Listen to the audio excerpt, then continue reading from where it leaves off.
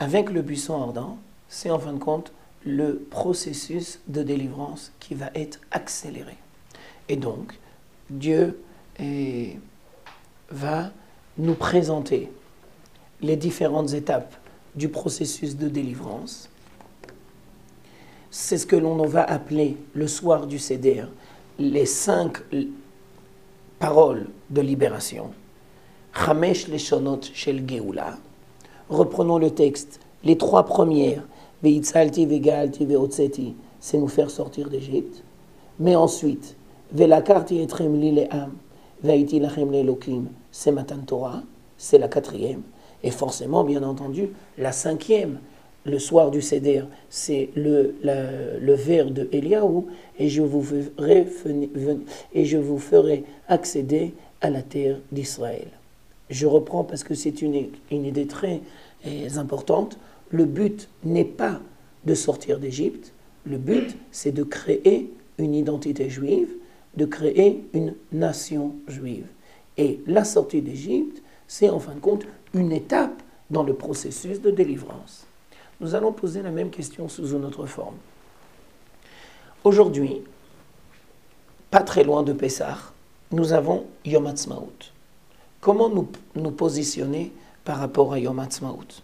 Alors on répond de la même manière que l'on se positionne par rapport à la sortie d'Égypte. La sortie d'Égypte est un événement très important, mais ce n'est pas une fin en soi, c'est une étape dans le processus de délivrance.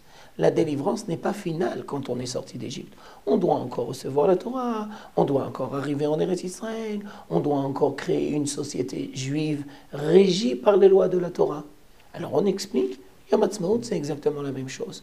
Yom Ha'atzmaut est une étape très importante dans le processus de délivrance de la communauté d'Israël, mais ce n'est pas l'étape finale.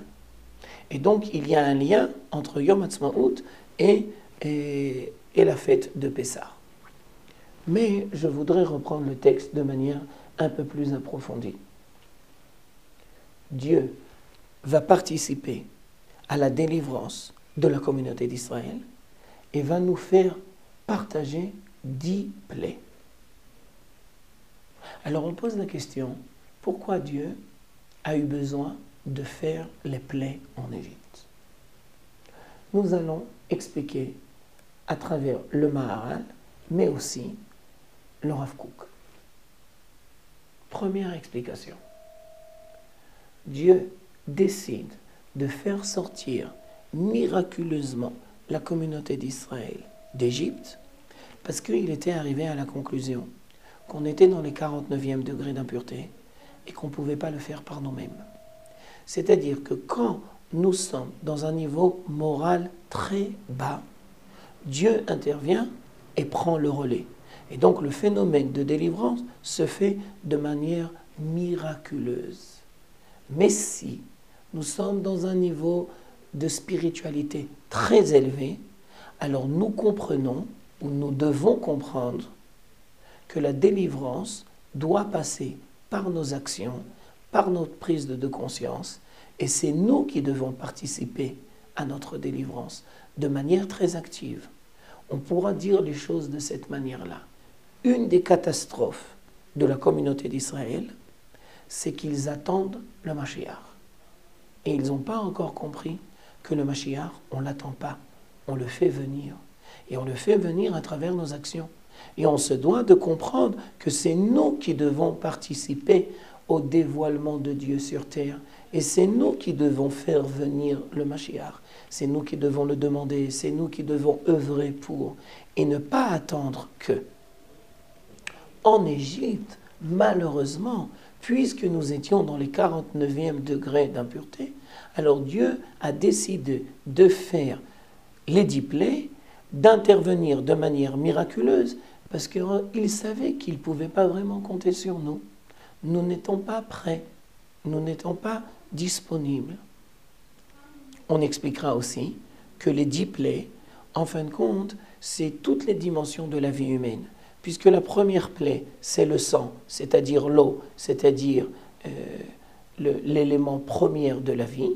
Après, nous allons passer sur Yabasha, c'est-à-dire la terre ferme.